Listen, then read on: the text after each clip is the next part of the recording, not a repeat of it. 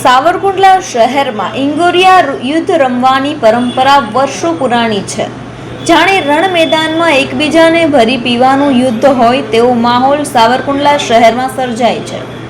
દેશભરમાં દીપાવલીના પર્વની ફટાકડા ફોડીને ઉજવણી થતી હોય છે, પણ સાવરકુંડલા શહેરમાં ઇંગોરિયા યુદ્ધ રમવાની પરંપરા વર્ષો પુરાણી છે ને જાણે રણ મેદાનમાં એકબીજાને ભરી પીવાનું યુદ્ધ હોય તેવો માહોલ સાવરકુંડલા શહેરમાં સર્જાય છે।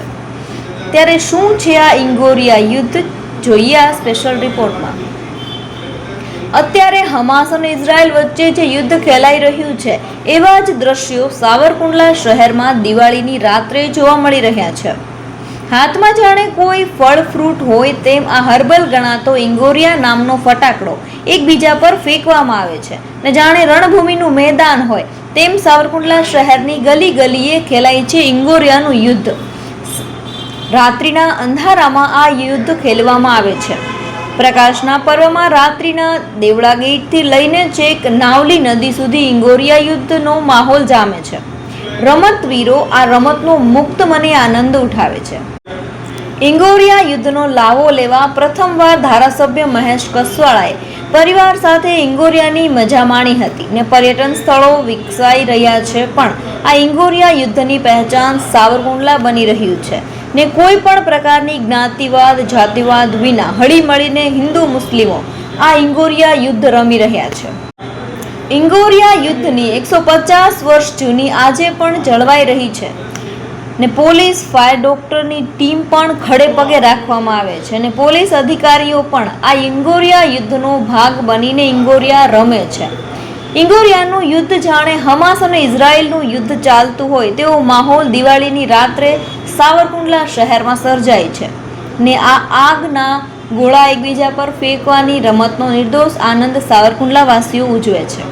સાવરકુંડલાની આ વર્ષો જૂની કેટલા દાયકાઓથી આ ઇંગોરિયાની રમત રમાતી આવે છે। સાવરકુંડલા અમારું જોગીદાસ બાપુનું ખુમાણ, અને આ જોગીદાસ બાપુના ખુમાણના કાર્યકાળમાં સાવરકુંડલા અને નાવલી નદી વચ્ચે, કુંડલા અને સાવરકુંડલા વચ્ચે આ યુદ્ધ રમાતું હતું। એ પરંપરા આજે પણ અહીંયા ચાલુ છે। આજના યુવાનો, તમે કદાચ હમાસ અને યુદ્ધ જોયું હશે ટીવીના માધ્યમથી, ત્યાં દુશ્મનીનું યુદ્ધ છે અને આજે પ્રેમનું યુદ્ધ સાવરકુંડલામાં ખેલાઈ રહ્યું છે। આ યુદ્ધનો ઇતિહાસ એવો કહેવાય છે કે આ યુદ્ધમાં ક્યારેય કોઈ પણ પ્રકારની ફરિયાદો થઈ નથી, અને કોઈ પણ કદાચ દાઝ્યા હોય તો પણ ફરિયાદ થતી નથી, અને લોકો પ્રેમથી ભાઈચારાથી આ દિવાળીના દિવસે યુદ્ધ રમે છે। અને આ યુદ્ધ વિશ્વભરમાં ક્યાંય જોવા મળતું નથી, માત્ર ને માત્ર સાવરકુંડલામાં રમાય છે। મારું નામ નિશા છે। હું કેનેડાથી સ્પેશિયલ અહીંયા ઇંગોરિયા જોવા માટે આવી છું, પણ આ ઇંગોરિયા જોઉં તો મને બહુ ખુશી થાય છે। પણ આ એક આમ એવી રમત છે કે વિદેશમાં ઇઝરાયલ અને એના યુદ્ધ થતા હોય, પણ અહીંયા મીઠી રમત છે કે બધા રમે છે તો બહુ આનંદ થાય છે, અને આ વર્ષમાં એક જ વાર થાય છે તો અમને બધાને ખુશીનો આનંદ થાય છે। અને મારો એક ધક્કો વસૂલ છે કે હું અહીંયા કેનેડાથી ઇંગોરિયા જોવા માટે આવી છું।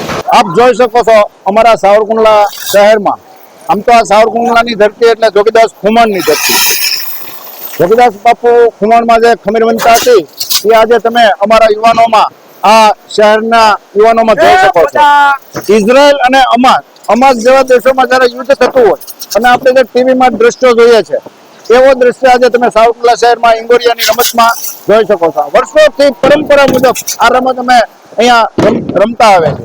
દર વર્ષે આ રમતનું વધુમાં વધુ લોકો લાભ લે છે। આ જે ઇંગોરિયાની રમત છે એ પૂરા વર્લ્ડમાં જોવાય છે।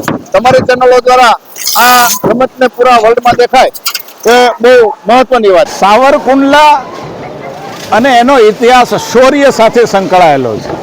સાવરકુંડલાનો યુવાની આગની સાથે ખેલનારો યુવાન છે। ગમે તેવા પડકારો હોય તો પણ સાવરકુંડલાનો યુવાન એને ઝીલી, પડકારોને ઝીલી અને એમાંથી માર્ગ કાઢનારો છે। આજે તમે જુઓ ઇંગોરિયાની રમત, સાવરકુંડલાને દેશમાં આ ઇંગોરિયાની રમતે અલગનું સ્થાન આપ્યું છે। નાત જાતના ધર્મના ભેદભાવ વગર તમામ લોકો સમાનતાના ભાવ સાથે, એકતાના ભાવ સાથે, અનેકતામાં એકતાનો એક રંગ કેવો હોય, હું એમ માનું છું કે માત્ર ભારત નહીં, દુનિયાને સાવરકુંડલાની આ રમતમાંથી શીખવું પડે। અમારી દિવાળી છે અનેરી દિવાળી છે, અને આ વર્ષે તો એમાં પણ સોનામાં સુગંધ ભરતી હોય માં નાવલીની ગોદમાંથી અમે નાવલી ઉત્સવની 2 દિવસની શરૂઆત કરી। આજે એનો બીજો દિવસ છે અને એની સફળતાને તમે જુઓ છો કે જે પ્રકારે નાવલીમાં આતશબાજીનો આજનો માહોલ જુઓ અને આ ઇંગોરિયાનું યુદ્ધ, હજારો યુવાનો કેવી રીતે ખેલદિલીની ભાવનાથી આ યુદ્ધને ખેલી રહ્યા છે. વાસ્તવમાં આ યુદ્ધ નથી, પરંતુ એકબીજાની ઉપર પ્રેમ વરસાવીને કેવી રીતે ઠઠ્ઠા મશ્કરી કરીને આવા આનંદ કઈ રીતે ઉત્સાહનો તહેવારોનો લઈ શકાય એનો આ ઉત્તમ નમૂનો છે.